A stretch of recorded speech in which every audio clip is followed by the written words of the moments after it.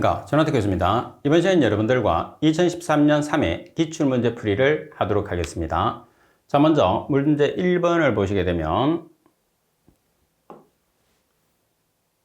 박테리아 10g의 이론적인 COD, 여기서 COD는 산소 요구량이죠. 반응 생성물은 CO2, H2O, NH3입니다.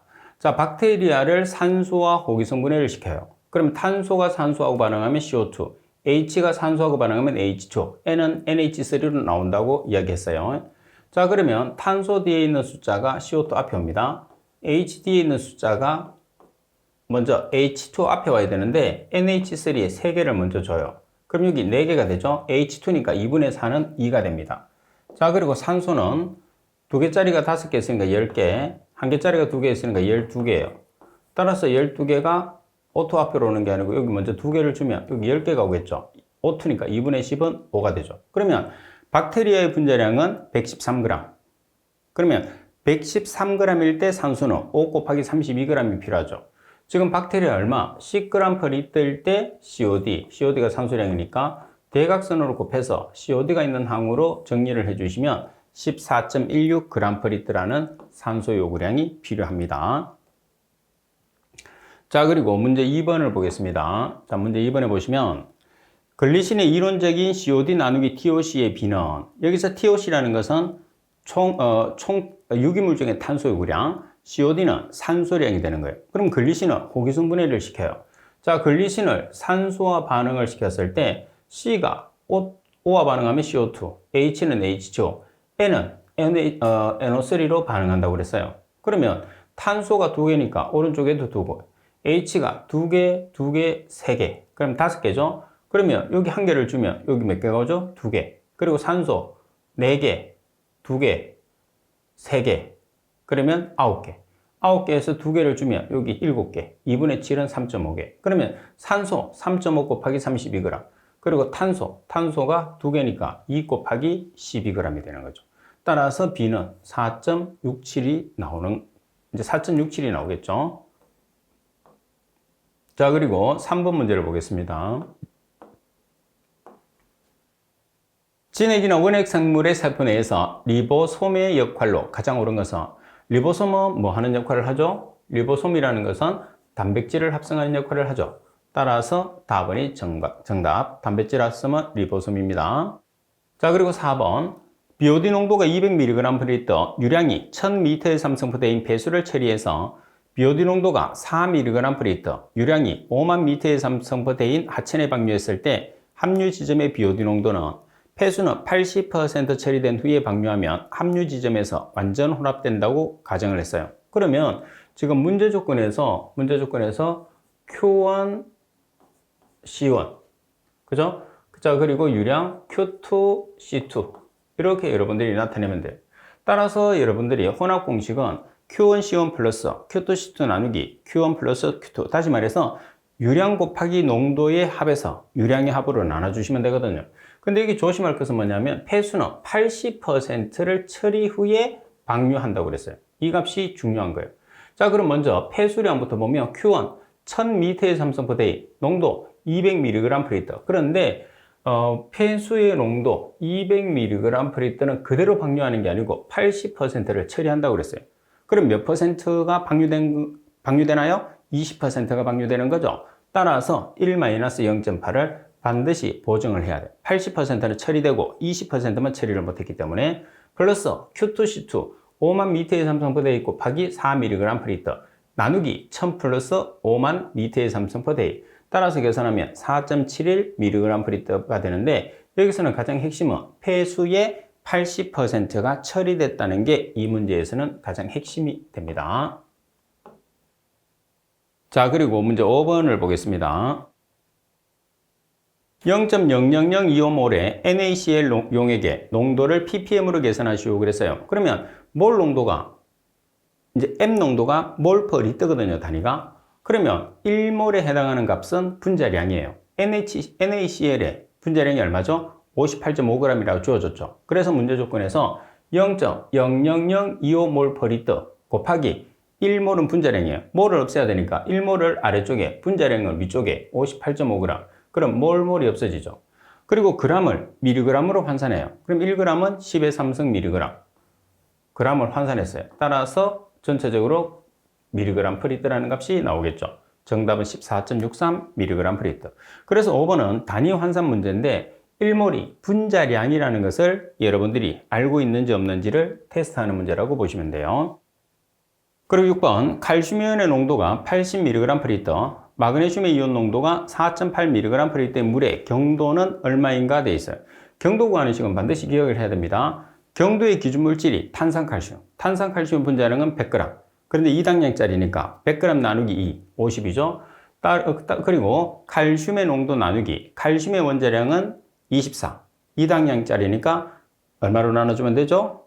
칼슘의 원자량은 40. 2당량짜리니까 20으로 나눠줬어요. 그리고 마그네슘의 원자량은 24. 2당량짜리니까 2로 나눠주면 12. 따라서 식을 여러분들이 다 암기하고 있을 거예요.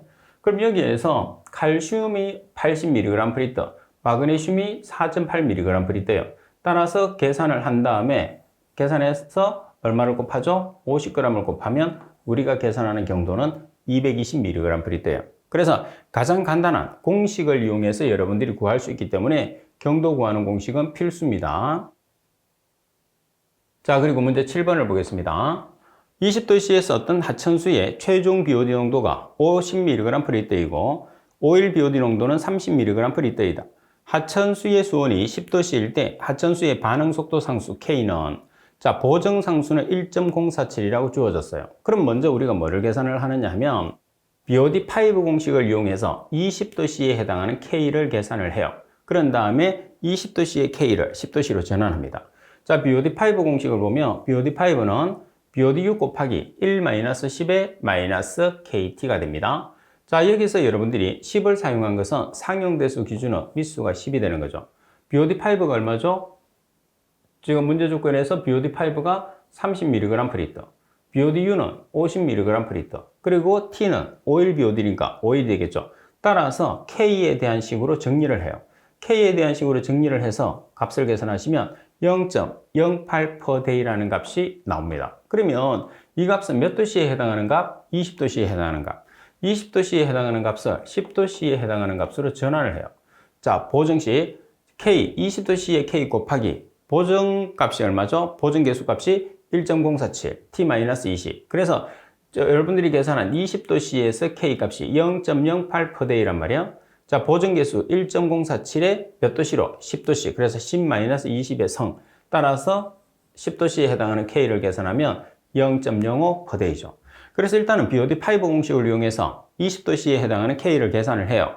그 다음에 우리가 온도 보정식을 사용해서 20도씨의 K를 10도씨에 해당하는 K로 전환하는 문제가 지금 7번의 문제입니다.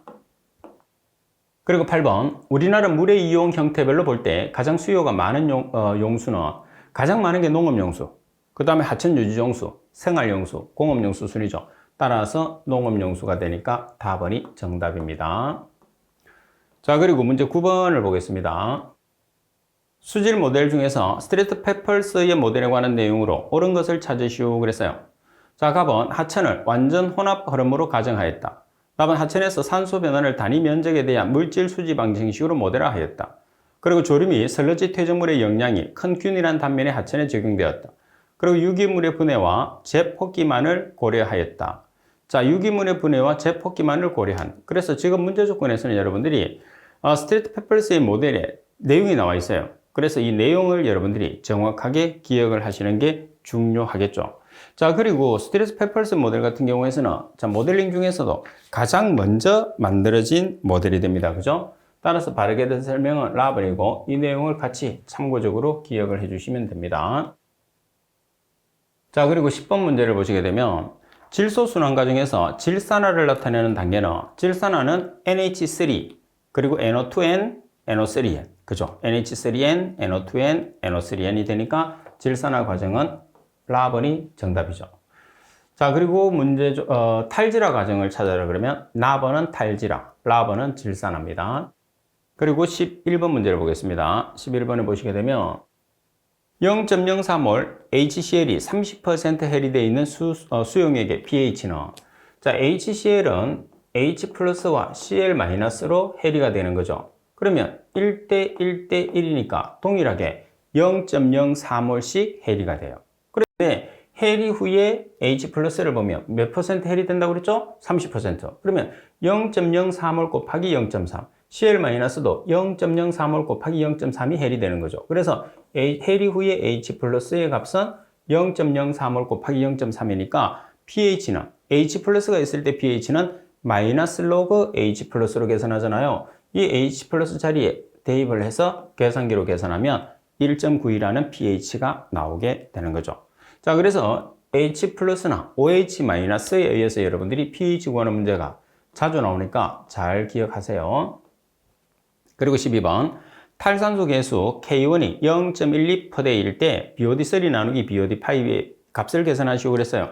자, 미수는 상용대수 기준이니까 10을 사용합니다. 그러면 BOD3와 BOD5를 나누라고 그랬어요. 그럼 식이 두 개가 있어야 되겠죠? BOD3는 BOD6 곱하기 1-10의 마이너스 K1T, BOD5도 마찬가지예요. 그러면 여기에서 1-10에 뭐만 달라지는 거죠? 3.1T만 달라지는 거죠. K1 자리에 0.12%를 같이 대입하고 BOD3 자리에 T는 3일, BOD5 자리에 T는 5일을 대입하시면 돼요. 그럼 BODU, BODU 같이 없어지고 요 전체를 같이 계산해야 됩니다. 같이 계산하면 0.75가 되는 거죠.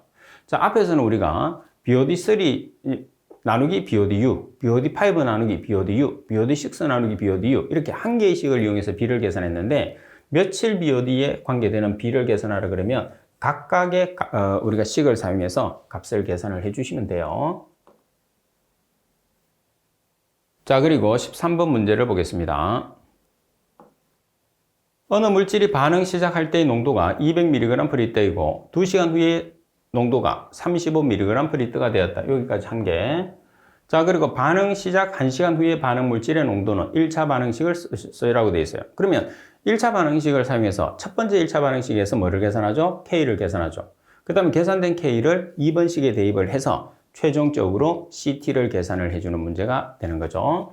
자, 그러면 자, 기본적으로 우리가 1차 반응식은 ln C0분의 CT는 마이너스 K 곱하기 T 그리고 2번 ln C0분의 CT는 마이너스 K 곱하기 T가 이렇게 했어요. 그래서 지금 1번에서 뭐를 계산하느냐? K를 계산해. 그래서 2번 조건에 대입하고 2번 조건에서 CT를 계산하는 문제입니다. 그러면 초기 농도는 여러분들이 항상 동일하죠. 200mg/L, CT 35mg/L, 그리고 시간 2시간. 따라서 K를 계산을 했어요. 그럼 두 번째 조건을 보면 1시간 후에 CT를 계산하라고 그러거든요. 자, 그럼 초기 농도는 200, CT는 문자, 1시간, K가 없어요. 그래서 1번에서 계산한 K를 대입합니다. 그러면 CT에 대한 식으로 정리를 해서 계산하시면 CT는 83.67mg/L예요. 그리고 ln을 제거하기 위해서 맞은변에 역수가 되는 EX를 취해서 여러분들이 계산을 해주시면 됩니다. 1차 반응식의 가장 기본 문제가 13번이니까 잘 기억을 하고 계셔야 됩니다. 자주 나옵니다.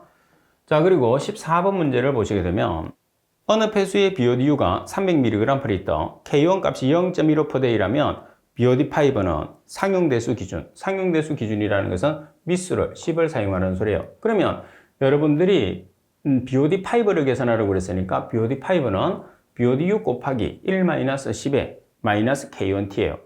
BODU가 얼마죠? BODU가 300mg/L, K1은 0.15%, 그리고 T는 5일 BOD니까 5일. 따라서 BOD5는 246.65mg/L가 되는 거죠. 가장 기본형에 해당하는 BOD 공식입니다.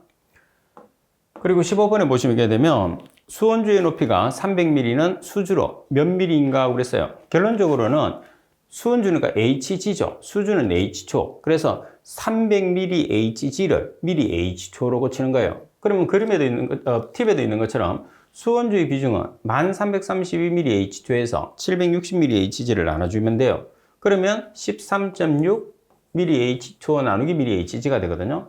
그래서 mHg에서 mH초로 전환을 하기 위해서 얼마를 곱해주느냐 하면 얼마를 곱해주면 돼요? 13.6을 곱해주시면 돼요. 자, 그 다음에 mH초에서 mHg로 전환하기 위해서는 나누기 13.6을 해주시면 돼요. 그래서 여러분들이 300ml HC에 13.6을 곱하면 ml H2가 되겠죠. 4080이라는 값이 나오게 됩니다. 라번. 자, 그리고 16번에 보시게 되면 자, 어떤 폐수의 분석 결과가 COD 400mg/L였고 BOD5가 250mg/L였다면 NBD-COD는 탈산소 계수 K1은 미수가 10, 0.2%D라고 되어 있어요. 그럼 여기에서 여러분들이 NBD-COD라는 것은 뭐냐 하면 자, 우리가 COD가 있어요. COD가 있는데 생물학적으로 분해 가능한 COD, BD-COD, 생물학적으로 분해가 불가능한 COD, NBD-COD가 있어요. 그러면 COD라는 값은 BD-COD와 NBD-COD를 더한 값이거든요. 그럼 생물학적으로 분해가 불가능한 COD, NBD-COD를 계산하려고 그래. 그러면 COD에서 BD-COD를 빼주면 되잖아. BD-COD가 뭐냐면 생물학적으로 분해 가능한 COD니까 BODU예요.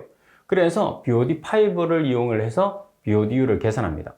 그럼 BOD5는 BODU 곱하기 1-10의 -K1T죠. 그러면 여러분들 BOD5가 250mg/L, K1이 지금 얼마죠? 0.2%, 5일 BOD니까 T는 5일. 따라서 BODU를 계산하면 277.78mg/L가 나왔어요. 이 값이 뭐가 되는 거죠? BD-COD. 그리고 COD 값은 400mg/L. 따라서 NBD-COD를 계산하시면 122.2mg/L라는 값이 나오게 됩니다. 자, 그리고 17번 문제를 보시게 되면 글루코스, 포도당이라고도 하죠. 500mg/L을 혐기성 분해시켰을 때 생산되는 이론적인 메탄의 농도를 계산하시오 그랬어요. 자, 포도당을 혐기성 분해를 시키면 CO2와 CH4가 나오는데 포도당의 탄소가 6개예요. 그래서 반반씩 나눠줍니다. 3개씩 3개씩. 그럼 포도당의 분자량이 180이니까 180g일 때 메탄은 3 곱하기 16g이 돼요. 자, 그리고 글루코스 500mg/L에 해당하는 메탄 따라서 대각선으로 곱해서 CH4에 해당하는 값으로 여러분들이 칙을 정리해 주시면 133.33mg/L가 나오겠죠. 그래서 이 문제에서는 글루코스를 혐기성 분해를 시킨다는 분해식이 제일 핵심이 되는 거죠.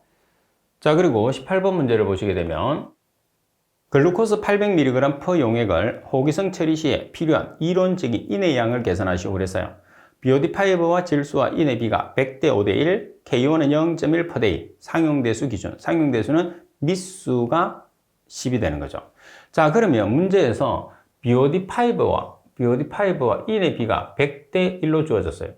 근데 문제 조건에서는 지금 글루코스의 농도밖에 없죠. 그래서 글루코스의 농도를 일단 호기성 분해를 시키게 되면 BODU를 계산할 수 있거든요. 그 BODU를 계산해서 BOD5로 다시 계산을 해요. 그럼 글루코스를 호기성 분해를 시켰을 때 필요한 산소가 뭐가 되느냐 하면 BOD 또는 BODU가 되는 거죠. 자, 그러면 탄소가 산소하고 결합하면 CO2, H가 산소하고 결합하면 H2. 그래서 B가 이제 이렇게 비례식으로 개수가 맞아지거든요. 그러면 글루코스의 분자량이 180이에요. 그럼 180g일 때 필요한 산소는 6 곱하기 32g. 글루코스 800mg/L일 때 산소량, 그 산소량이 BODU예요.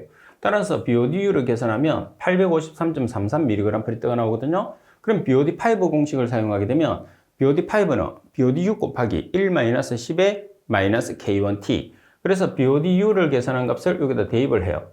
그리고 K1은 0.1%, T는 5일 BOD니까 5일. 따라서 BOD5는 583.48mg/L가 나오죠. 자, 왜 BOD5를 계산했다고 그랬어요? B가 BOD5와 질소의 BOD5와 인의 비로 계산하라고 나와 있기 때문에 자, 따라서 BOD5와 인은 100대 1이에요. 우리가 계산한 BOD5는 583.48mg/L거든요. 이때 필요한 인의 값은 얼마냐 이렇게 나타내는 거죠. 따라서 P를 계산하면 5.84mg/L라는 값이 나오게 되죠. 자, 그리고 19번 문제를 보시게 되면 적조에서 폐류가 폐사하는 원인으로 가장 거리가 먼 것은 값은 수면의 적조 생물막에 의한 광차단 현상으로 인해서 대사기능 저하로 폐사한다. 자, 여기서 수면의 적조 생물막에 의한 산소 차단 현상으로 인한 대사기능 저하로 폐사한다 이렇게 되겠죠. 여기 보면 햇볕을 차단하는 게 아니고 산소 차단이 문제가 되는 거죠. 답은 적조 생물에 포함된 치사성의 유독물질로 인해서 폐사한다. 답은 적조 생물의 급속한 사후분해에 의해서 DO가 소비되면서 황화수소나 부패독과 같은 유해 물질로 인해서 폐사한다. 4번이 적조 성분이 아가미 등에 부착되어서 질식사한다. 따라서 틀린 것은 가번입니다. 햇볕 차단이 아니고 산소 차단이에요. 자, 그리고 20번 문제를 보시게 되면 PCB 폴리클로리네이티드 바이페닐이죠. 관한 설명으로 틀린 것은 가번은 물에는 난용성이며 유기용제에 잘 녹는다. 답은 화학적으로 불활성이고 전련성이 좋다. 답은 만성 중독 증상으로는 카네미유증이 대표적이다. 답은 고온에서 대부분의 금속과 합금을 부식시킨다고 그랬어요. PCB 같은 경우에서는 부식성이 거의 없는 게 가장 큰 장점 중에 하나입니다. 따라서 라번이 정답. 자, 그리고 20번 문제를 보겠습니다. 21번 문제. 자, 21번에 보면 활성슬러지 혼합액을 부상 농축기로 농축하고자 한다. 부상 농축기에 대한 최적 ASB가 0.008이고 공기 용해도가 18.7ml/L일 때 용종 공기의 분율이 0.5라면 필요한 압력은 비순환식 기준 혼합액의 고형물의 농도는 0.2%라고 그랬어요. 비순환식은 반송을 하지 않는다는 뜻이겠죠. 따라서 비순환식에서 ASB는 1.3 곱하기 SA 곱하기 F 곱하기 P-1 나누기 SS예요. 그러면 ASB가 지금 얼마냐면 0.008입니다. 그리고 SA 공기의 용해율이 18.7ml/L, F가 분율이죠. 0.5. 그리고 P가 압력입니다. 우리가 계산을 해야 돼요. -1 나누기 SS. 자, SS가 0.2%예요. 자, 퍼센트를 mg/L, ppm이죠. 퍼센트를 mg/L로 전환하기 위해서 얼마를 곱해주느냐? 10의 4승. 그럼 0.2%는 0.2 곱하기 10의 4승 mg/L가 되는 거죠. 따라서 P에 대한 식으로 정리를 하시면 돼요. P에 대한 식으로 정리를 해서 계산하시면 3.32 atm이라는 값이 나오게 됩니다. 자, 그리고 22번 문제를 보시게 되면 하수 고도 처리 공법인 수정 바덴포 5단계에 관한 설명과 가장 거리가 먼 것은 가번이 질소와 인을 동시에 처리할 수 있다. 맞습니다. 가번이 내부 반송률을 낮게 유지할 수 있어서 비교적 적은 규모의 반응조 사용이 가능하다고 그랬어요. 자, 내부 반송률이 높죠. 그 다음에 비교적 큰 규모의 반응조로 사용이 가능해요. 대신에 슬러지가 적게 발생할 수 있다는 장점이 있죠. 그래서 나번에 대한 설명은 틀렸고, 답안의 폐슬러지 내에 인의 함유량이 높아 비료 가치가 있다. 인을 제거하는 모든 방법은 비료의 가치가 높습니다. 랍은 2차 호기성조의 역할은 최종 침전지에서 탈질에 의한 라이징 현상 및 인의 재방출을 방지하는 데 있다. 따라서 설명이 잘못된 것은 4번. 자, 그리고 23번 문제를 보시게 되면 염소 요구량이 5mg/L인 하수 처리수에 잔류염소 농도가 0.5mg/L가 되도록 염소를 주입하려고 한다. 이때 염소 주입량은 염소 요구량 플러스 잔류 염소량. 그죠? 그러면 요구량이 5mg/L, 잔류 염소가 0.5예요. 두 개를 더하면 5.5mg/L가 뭐가 되는 거죠? 염소 주입량이 되는 거예요. 염소 주입량은 요구량 플러스 잔류량이 되니까. 자, 그리고 24번 문제를 보겠습니다. 폐수량이 10,000L의 삼성부대의 SS 농도가 500mg/L인 폐수가 처리장으로 유입되고 있다.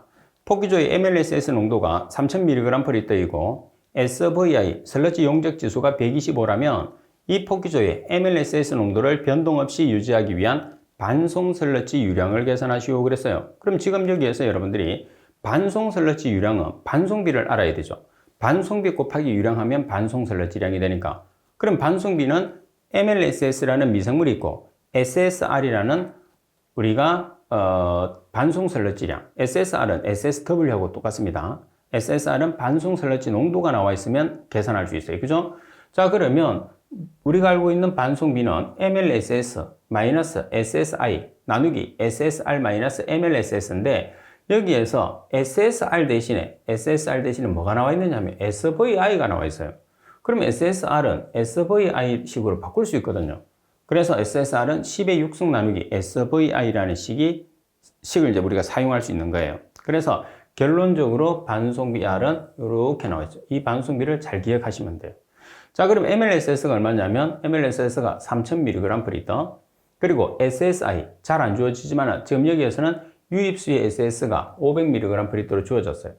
자, 그리고 나누기 SVI분의 10의 육성, SVI가 125, 그리고 마이너스 MLSS 3000mg/L예요. 그러면 반송비 0.5가 나오는 거죠? 그럼 반송유량을 계산하라고 그랬어요. 반송유량은 QR.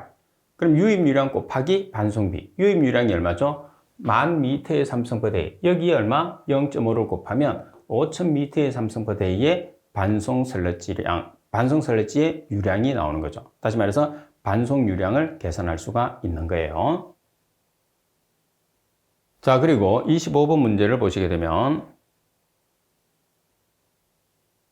설러지 함수율이 95%에서 90%로 낮아지면 전체 설러지의 부피는 몇 %가 되느냐?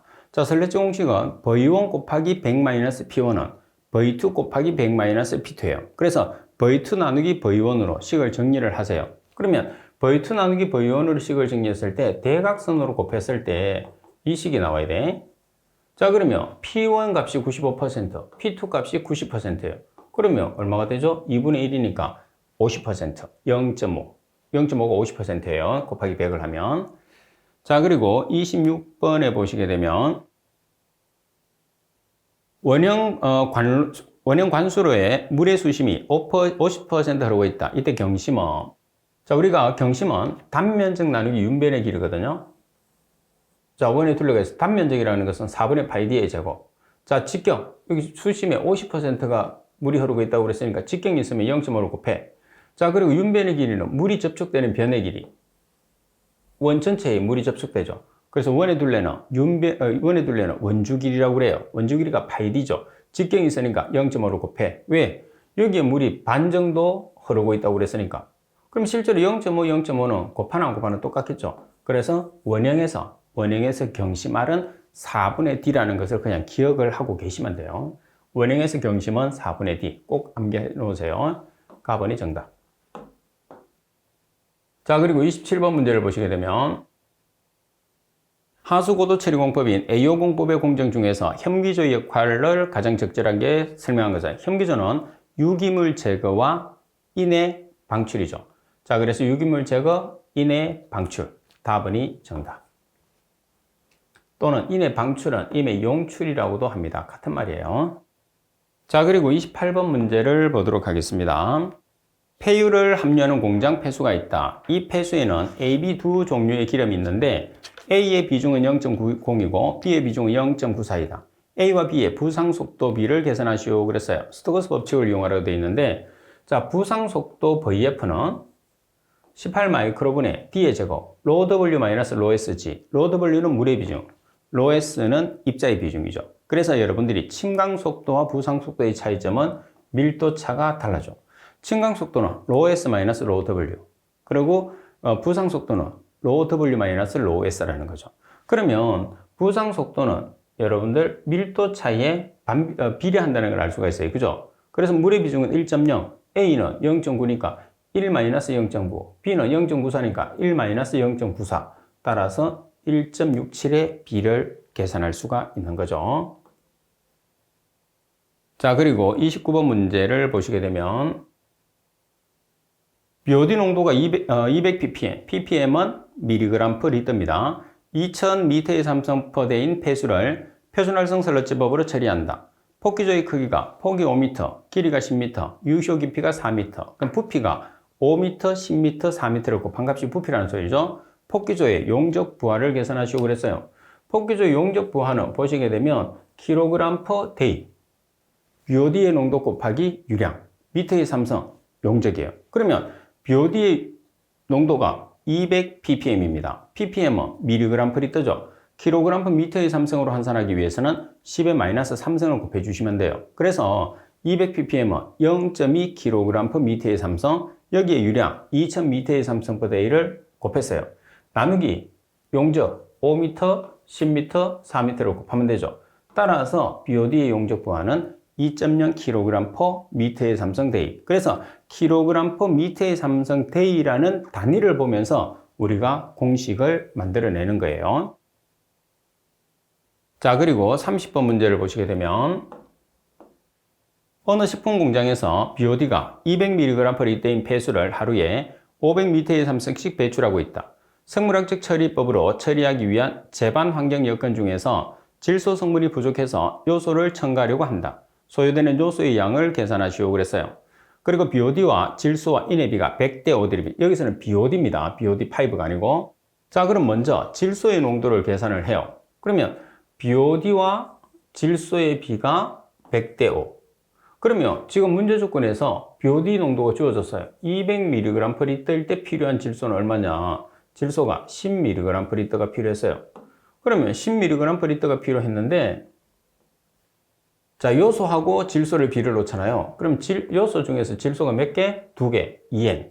그럼 요소의 분자는 60g, 질소는 2 곱하기 14g이에요. 근데 질소가 지금 10mg/L가 필요하거든요. 따라 10mg/L가 필요했을 때 얼마만큼 요소를 주입해야 되느냐? 따라서 요소에 대한 식으로 정리하면 21.43mg/L가 나왔어요. 그런데 정답에서는 요소의 총량 kg/d로 계산하죠. 그래서 요소의 농도를 kg/m의 삼성으로 바꿔요. 얼마를 곱해서? 10의 마이너스 3성을 곱해서.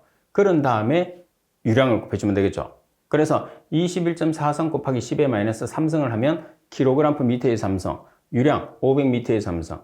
따라서 공급해야 되는 요소의 총량은 10.72kg/d라는 값이 산출이 됩니다.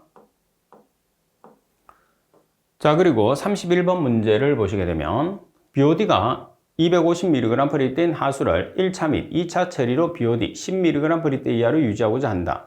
2차 처리 효율이 75%라면 1차 처리 효율은, 자, 우리가 여러 개의 장치가 있을 때 토탈 효율, 효율 T는 1 마이너스 효율 1, 1 마이너스 효율 2. 효율 1은 장치 첫 번째 장치, 효율 2는 두 번째 장치의 효율이에요. 그러면 여기서 효율 T가 필요하기 때문에 효율 T를 계산하는 것은 효율 T는 농도를 가지고 계산할 수 있거든요. 그래서 1 마이너스 유입수의 BOD 농도분의 유출수의 BOD 농도 곱하기 100으로 계산을 해요. 자, 지금 유입수의 BOD 농도가 얼마냐면 250mg/L, 유출수의 BOD 농도가 10mg/L예요. 그러면 토탈 효율을 96%로 계산할 수 있죠? 이 값을 여기다 대입을 해. 그런 다음에 첫 번째 효율이 우리가 몰라요. 그다음 두 번째 효율이 75%야. 따라서 효율 1을 여러분들이 계산을 하는 거죠. 따라서 0.84가 나왔는데 퍼센트로 계산한다 그러면 곱하기 100을 하면 되니까 84%가 효율 1이 되는 거죠. 자, 그리고 32번 문제를 보시게 되면 어떤 공장 폐수에 미처리된 유기물이 10mg/L 함유되어 있다. 이 폐수를 분말 활성탄 합착법으로 처리하여 1mg/L까지 처리하고자 할 때 분말 활성탄은 폐수 1m의 삼성당 몇 g이 필요한가? 브로인드-D의 식을 사용하고 K는 0.5, N은 1이라고 그랬어요. 그러면 브로인드-D의 등원 흡착식에 보면 M분의 X는 KC N분의 1이거든요. 자, 이 식을 우리가 사용하는 식으로 바꾸면 활성탄의 주입 농도 M은 입구 농도 마이너스 출구 농도는 K 곱하기 출구 농도의 N분의 1로 나타내거든요. 그럼 여기서 입구 농도가 지금 얼마냐 하면 유입수의 농도가 10mg/L, 유출수의 농도가 1mg/L예요. 나누기 M는 K 0.5, 그리고 출구 농도, 유출수의 농도가 1mg/L의 N 1이죠. 따라서 M에 대한 식으로 정리를 하게 되면 18mg/L예요. 18mg/L는 mg/L라는 단위가 g/m의 삼성하고 동일하거든요. 따라서 1m의 삼성당 몇 g이 필요하냐고 그랬으니까 18mg/L는 18g/m의 삼성이기 때문에 1m의 삼성당 18g이 필요하다. 이렇게 답을 내주면 되겠죠. 따라서 18g이 필요합니다. 자, 그리고 33번 문제를 보시게 되면 화학합성을 가지는 자가영양계 미생물의 에너지원과 탄소원으로 오른 것은 자가영양계입니다. 자가영양계라는 것은 독립영양계거든요. 독립영양계는 뭐를 사용하느냐 하면 무기물을 사용을 해요. 자, 여기서 탄소는 그럼 무기탄소가 됩니다. 무기탄소의 대표적인 게 CO2예요. 그래서 CO2가 아닌 것은 답에서 제외. 자, 그럼 CO2. 자, 그리고 무기물을 사용한다고 그랬으니까 유기물이 들어가는 것은 답에서 제외. 그러면 정답이 나번이 나오는 거죠. 그리고 화학합성을 한다는 것은 화학합성은 산화환원 반응이 화학합성이에요. 그리고 화학합성 중에서도 자가영양계, 독립영양계는 무기물. 종속 영양계, 타가 영양계는 유기물 이런 식으로 구별을 해 주시는 거죠. 자, 표를 보면 여러분들이 쉽게 이해할 수 있어요. 자, 그리고 34번 문제를 보시게 되면 피혁 공장에서 BOD가 400mg/D의 폐수가 1000m의 삼성포대로 방류되고 이것을 활성설러치법으로 처리하고자 한다. 하루에 처리장으로 유입되는 유량의 5% 부피 기준, 함수율이 99%입니다.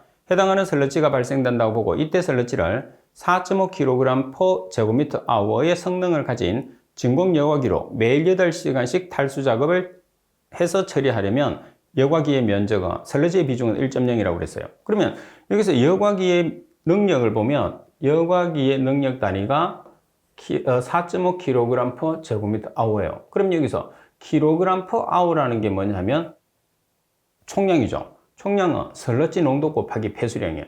제곱미터라는 것은 면적입니다. 면적. 그러면 4.5kg/제곱미터/는 지금 설러지의 농도가 문제 조건에서 얼마가 돼 있어요? 설러지의 농도가 문제 조건에서 함수율이 99%니까 고형물은 1%가 돼요. 그죠? 자, 고형물 1%가 되고 그 다음에 유량을 한번 보겠습니다. 유량. 지금 폐수가 얼마냐면 1000m의 삼성포대예요. 그런데 처리장으로 유입되는 유량은 몇 퍼센트? 5%. 그래서 1000m의 삼성포대의 5%. 그러면 1000m의 삼성포대 곱하기 5%는 0.05가 유량이 되는 거죠. 자, 그 다음에 고형물의 농도 퍼센트를 kg/m의 삼성으로 환산하기 위해서는 얼마? 곱하기 10. 그래서 1%는 10kg/m의 삼성이에요. 나누기 면적 그리고 하루 며칠 8시간. 이거는 왜 보정을 하느냐면 day와 hour를 보정하기 위해서죠. 그래서 하루는 8시간을 보정을 하면 면적의 값은 얼마냐면 13.89제곱미터라는 값이 나오게 되는 거죠. 자, 그리고 35번 문제를 보겠습니다.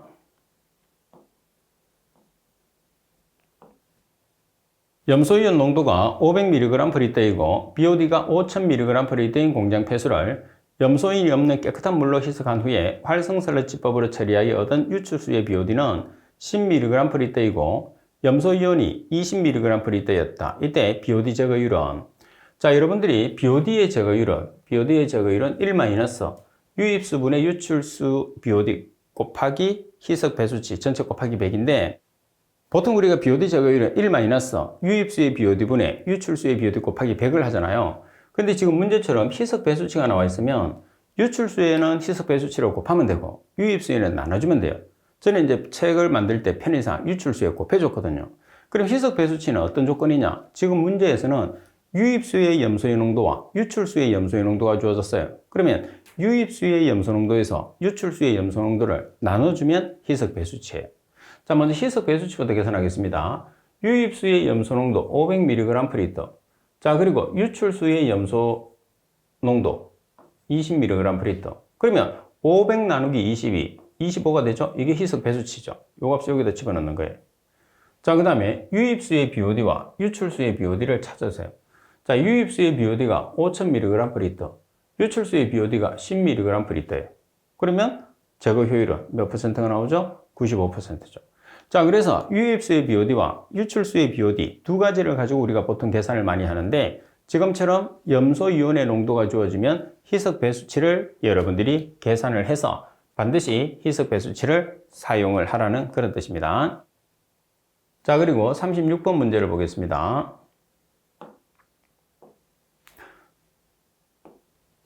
(1차) 처리된 분뇨의 (2차) 처리를 위해서 폭기조, (2차) 침전지로 구성된 활성설러치 공정을 운영하고 있다. 운영 조건이 다음과 같을 때 폭기조 내에 고형물의 체류 시간은 자, 유입유량은 200m의 삼성포대의, 폭기조 용량은 1000m의 삼성, 잉여설러치 배출량은 50m의 삼성포대의, 반송설러치 SS 농도는 1%, MLSS 농도는 2500mg/L, 2차 침전지의 유출수의 SS는 0mg/L라고 그랬어요. 그러면 지금 문제의 핵심은 고형물의 체류 시간, 고형물의 체류 시간이 SRT입니다.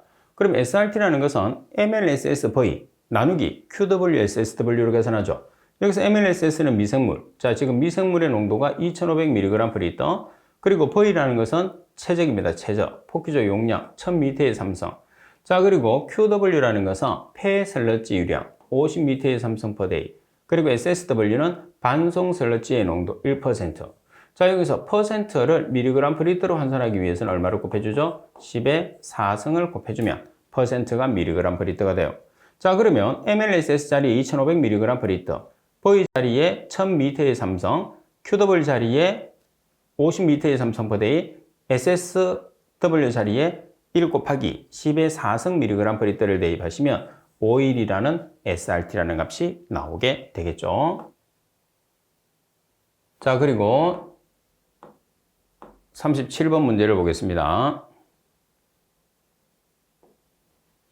폐수가 6000m의 삼성 per day에서 생성되는 1차 슬러지 부피는 1차 침전 탱크의 체류 시간은 2시간, 현탁 고형물의 제거 효율은 60%, 폐수 중에 현탁 고형물의 함유율은 220mg/L, 발생 슬러지의 비중은 1.03, 슬러지 함수율은 94%, 1차 침전 탱크에서 제거된 현탁 고형물의 전량이 슬러지로 발생된다고 가정했어요. 그러면 슬러지량이라는 것은 침전된 SS니까 SS 농도 곱하기 Q 곱하기 제거 효율 나누기 비중량을 한 이유는 단위를 맞춰주기 위해서죠.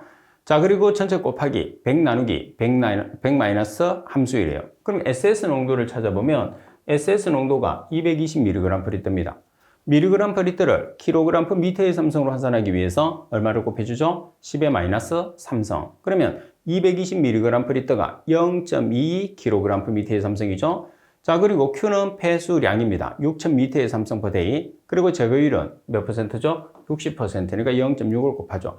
그럼 단위가 kg per day가 됐어요. 그래서 kg을 미터의 삼성으로 환산해 주기 위해서 비중을 나눠줘요. 그럼 이 비중을 kg per 미터의 삼성으로 바꿔줍니다. 비중의 단위는 g/cm의 삼성이라고 생각하시면 돼요.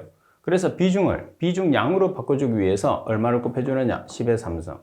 따라서 1.03은 1030kg per m의 삼성의 비중량이 되는 거예요. 전체 곱하기 100 나누기 100 마이너스 함수율. 자, 슬러지 함수율은 94%. 따라서 슬러지량을 계산하면 12.82 m의 삼성 per day라는 값이 되죠. 자, 37번도 여러분들 상당히 자주 나왔던 문제입니다. 자, 그리고 38번 문제를 보겠습니다. 활성 슬러지 변법인 장기 포기법에 관한 설명 중에서 틀린 것을 찾으시오 그랬어요. 자, 답은 SRT를 길게 유지하며 동시에 MLSS 농도를 낮게 유지해서 처리하는 방법이다. 자, 그리고 답은 활성 슬러지가 자산화되기 때문에 잉여 슬러지의 발생량은 표준활성 슬러지법에 비해서 적다. 자산화는 세포가 자기에 있는 영양분을 섭취하는 거죠. 그래서 제거된 미생물이 작아지기 때문에 우리가 부착 성장식에서는 자산화 과정이 슬러지를 처리하는 데 유리하죠. 다음에 과잉 포기로 인해서 슬러지의 분산이 야기되거나 슬러지의 활성도가 저하되는 경우가 있다. 다음에 질산화가 진행되면서 pH의 저하가 발생된다. 질산화가 진행된다는 소리는 H+가 발생하기 때문에 pH가 떨어진다는 그런 뜻입니다. 자, 가번에 대한 설명이 잘못됐는데 가번에 보면 SRT를 길게 유지하며 동시에 MLSS 농도를 높게 유지해서 처리하는 방법입니다.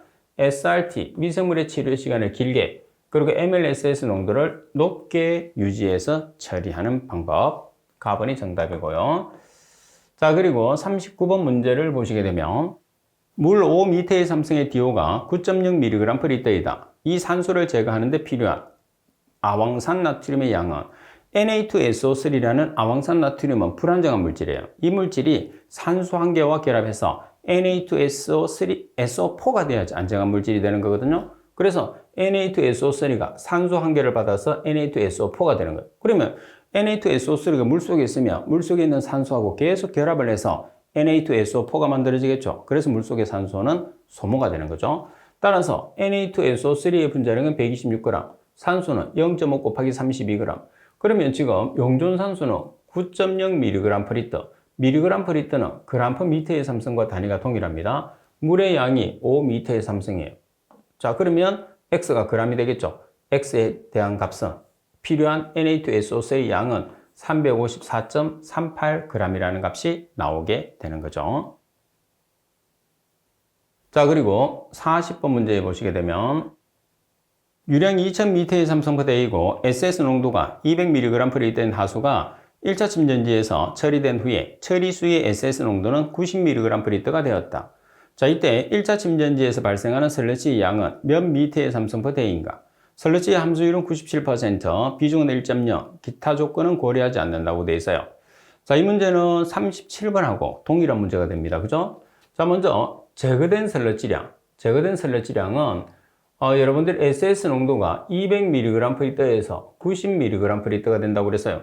그러면 200mg/L는 0.2kg/m의 삼성이고 90mg/L는 0.09kg/m의 삼성이죠. 단위를 바꾸면. 그래서 0.2-0.09kg/m의 삼성 곱하기 유량 2000m의 삼성 per day. 그러면 제거된 슬러지량이 나왔죠. 자, 그리고 비중량으로 전환하게 되면 1000kg/m의 삼성을 나눠서 단위를 바꿨어요. 전체 곱하기 100 나누기 100 마이너스 함수율 따라서 계산하시게 되면 발생되는 슬러지량은 7.33 m의 삼성 per day죠.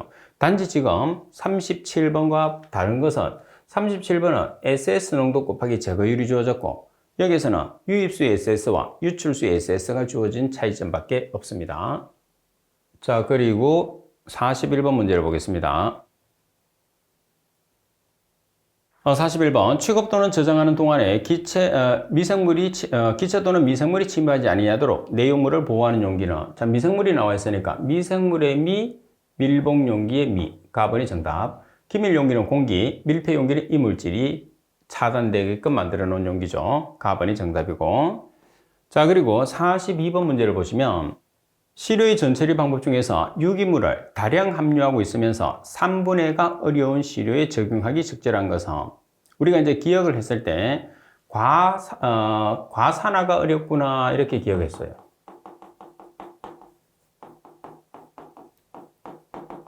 과산화가 어렵구나 아니면 과산화가 어려운 시료 이렇게.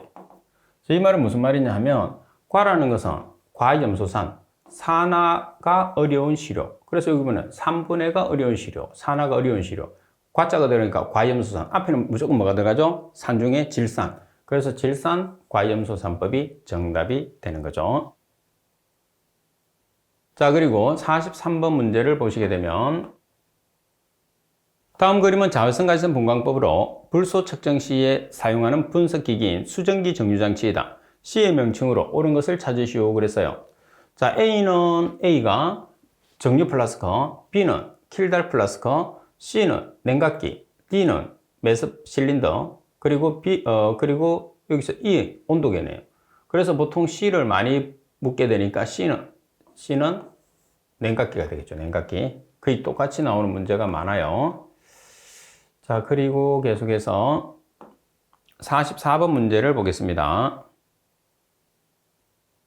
부유물질 측정에 관한 내용 중에서 틀린 것은 가번의 유지 및 혼합되지 않은 유기물도 여과지에 남아 부유물질 측정 값을 높게 할 수 있다. 그리고 나번 철 또는 칼슘이 높은 시료는 금속 침전이 발생하며 부유물질 측정에 영향을 줄 수 있다. 맞습니다. 답은 정발 잔류물이 1000mg/L 이상인 경우에 해수, 공장 폐수 등은 특별히 취급하지 않을 경우에 높은 부유물질 값을 나타낼 수 있는데 이 경우에 여과지를 여러 번 세척한다. 답은 큰 모래 입자 등과 같은 큰 입자들은 부유물질 측정에 방해를 주며 충분히 침전시킨 후에 상등수를 채취해서 분석을 실시한다고 그랬어요. 그래서 큰 입자 같은 경우에서는 프리에도 있는 것처럼 스크린을 한 개를 설치하는데 금속망을 써요. 얼마짜리 금속망을 쓰느냐면 2mm 금속망을 써서 먼저 통과를 시켜. 그래서 금속망을 통과하지 못하는 것은 버리고 금속망을 통과하는 것 중에서 부유고용물을 우리가 분석하는 방법을 부유물질 측정법이라고 하죠. 그래서 2mm 금속망으로 먼저 통과시킨다는 말이 나와야 되겠죠. 따라서 라번의 설명이 틀렸어요. 자, 그리고 45번 문제를 보시게 되면 페놀리의 자외선 가시성 분광법 측정 시 정량 한계에 관한 내용으로 옳은 것은 자, 여러분들 클로로폼으로 추출했을 때는 0.005mg/L 직접 측정법, 수용법이죠. 0.05mg/L예요. 그래서 중간에 0이 한 개 차이입니다. 자, 클로로폼 추출법은 0.005mg/L 직접 측정법은 0.05mg/L가 되니까 답은이 정답. 그래서 클로로폼 추출법이 0이 한 개가 더 많이 들어갑니다. 그래서 답은과 라번이 헷갈릴 수 있으니까 정확하게 구별을 해 주셔야 됩니다. 자, 그리고 46번 문제를 보시게 되면 전기전도도 측정에 관한 설명으로 틀린 것은 답은 전극의 표면이 부유물질, 그리스, 오일 등으로 오염될 경우에 전기전도도의 값이 영향을 받을 수 있다. 답안의 전기전도도 측정계는 지시부와 검출부로 구성되어 있다. 답안의 정확도는 측정값의 퍼센트 상대 표준 편차로 계산하며 측정값의 25% 이내에 한다. 전기전도도만큼은 25%가 아니고 예외적으로 20% 이내죠. 그리고 답은 전기전도도 측정계 중에서 25°C에서의 자체 온도 보상 회로가 장치되어 있는 것이 사용하기에 편리하다. 따라서 설명이 잘못된 것은 답은 다른 오염물질은 우리가 플러스 마이너스 25% 이내인데 전기전도도만 20% 이내. 자, 그리고 47번 문제를 보시게 되면 다음 중에서 관내에 압력이 존재하는 관수로 흐름에서 관내 유량 측정 방법이 아닌 것은 자, 관수로 흐름에서 관내 유량 측정 방법에는 어떤 방법이 있느냐면 벤츄리미터가 있어요. 그 다음 유량 측정용 노즐이 있습니다. 그리고 오리피스가 있고 피토가 있고 자기식 유량 측정기가 있어요. 그러면 해당하지 않는 것은 답은에 파샬 플룸이 해당하지 않습니다. 자, 그리고 48번 문제를 보겠습니다. 클로로필 A의 시료의 보존 방법으로 옳은 것은 자, 먼저 적시 여과를 합니다. 적시 여과를 해서 몇 도씨 이하에서 보관하죠? 마이너스 20도 이하에서 보관합니다. 자, 적시 여과 마이너스 20도씨 이하에서 보관. 라번이 정답. 자, 그리고 49번 문제를 보시게 되면 폐수 처리 공정 중에서 관내의 압력이 필요하지 않은 측정용 수로의 유량 측정 장치인 웨어가 적용되지 않는 것은 자, 웨어 같은 경우에서는 1차 처리수, 2차 처리수, 공정수에 적용이 돼요. 따라서 적용되지 않는 물은 폐수 원수에는 적용되지 않습니다. 자, 그리고 50번 문제 보시면 인산염인을 측정하기 위해서 적용 가능한 시험 방법과 가장 거리가 먼 것은 자, 인산염인은 자외선 가시성 분광법이 두 개죠. 이염화 주사 환원법이 있고 아스코빈산 환원법이 있어요. 그리고 또 한 가지 방법은 이온 크로마토그래피법. 따라서 해당하지 않는 것은 나번이 정답이 되겠죠. 자, 그리고 51번 문제를 보겠습니다. 51번에 보시게 되면 다음 측정 항목 중에서 시료의 최대 보존 기간이 가장 짧은 것을 찾으시오 그랬어요. 시한은 14일, 탁도는 48시간, 부유물질 7일, 염소인 28일. 그러면 가장 짧은 것은 나번 탁도가 48시간으로 가장 짧습니다. 정답이죠.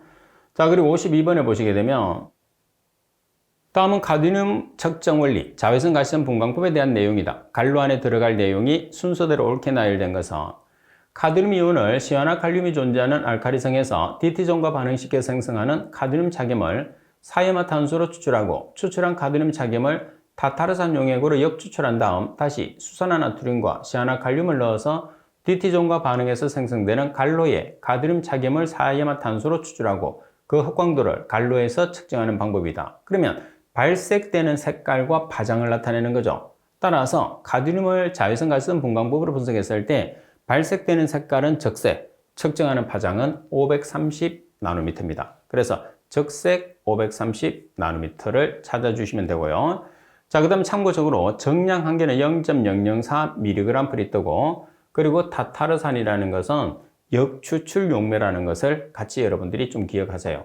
그래서 공부를 하면서 풀이에 들어가 있다든지 팁에 나와 있는 내용들은 반드시 여러분들이 숙지를 해야 되는 내용이라고 생각하시고 공부하시면 됩니다. 자, 53번 용액 중에서 시안 농도를 2.6mg/L로 만들려고 하면 물 1000리터에 NaCn을 몇 그램 용액시켜야 되느냐고 그랬어요. 그러면 자, NaCn의 양을 계산하는데 CN 2.6mg/L입니다. 그러면 미리그램을 리터로 환산하기 위해서 10의 3승을 보정을 했어요. 자, 여기 시안이 있으니까 대각선으로 시안을 없애야 돼요. 그래서 시안의 분자량. 그리고 우리가 필요한 것은 NaCn이죠. NaCn의 분자량. 왜? NaCn을 계산해야 되니까. 그래서 대각선으로 시안, 반대로 NaCn을 넣는 거죠. 시안의 분자량은 26g, NaCn의 분자량은 49g이에요. 그래서 시안 없어지고 NaCn이 나온 거죠. 따라서 필요한, 그리고 이제 마지막에 얼마에 해당하는가? 물 1000리터에 해당하는가? 따라서 NaCn 49g이 필요하죠. 자, 그리고 54번 문제를 보시게 되면 염소이온을 적정법으로 측정 시 적정의 종말점에 관한 설명으로 옳은 것은, 자, 염소이온을 적정법으로 적정하게 되면 종말점이 나오잖아요. 종말점은 뭐죠? 열번 적황색 침전이 나타날 때죠. 따라서 열번 적황색 침전이 나타날 때 답은이 정답입니다. 자, 그리고 55번 문제를 보겠습니다. 55번에 보시게 되면 분홍선 대장균군 측정 방법 중에서 막여가법에 대한 설명으로 옳지 않은 것을 찾으시오 그랬어요. 자, 먼저 가번에 보시면 분홍선 대장균 군수는 군수 per mg 단위로 표시한다고 그랬어요. 자, 여기서 분홍선 대장균 군수 나누기 mg이 아니고 100ml 단위로 나타내는 거죠. 그래서 100ml에 포함되어 있는 대장균의 숫자로 우리가 표현하기 때문에 답은 핀셋은 끝이 뭉뚱하고 넓으며 여과막을 집어올릴 때 여과막을 손상시키지 않는 형태의 것으로 화염 멸균이 가능한 것을 사용한다. 자, 그리고 답은 배양기 또는 항온 수조는 배양 온도를 44.5 플러스 마이너스 0.2도씨로 유지할 수 있는 것을 사용한다.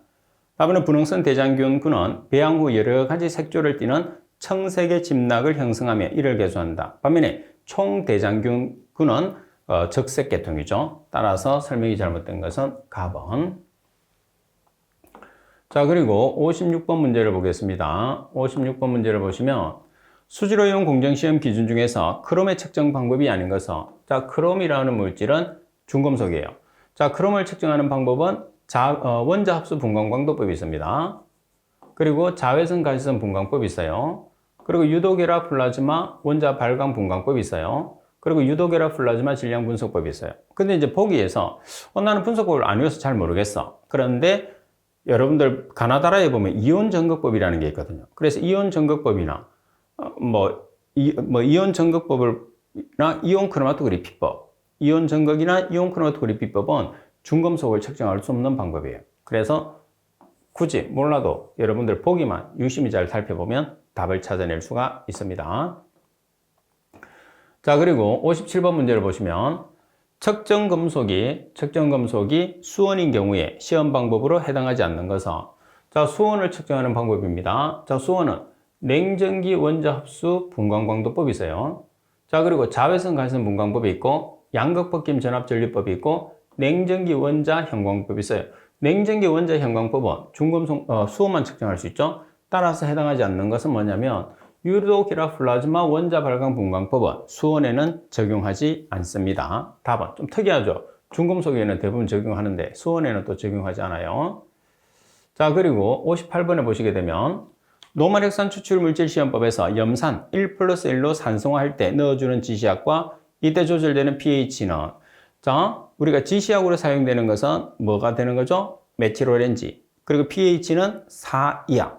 그래서 메틸오렌지를 넣어주고 pH는 4 이하가 되도록 만들죠. 자, 그리고 59번 문제를 보겠습니다.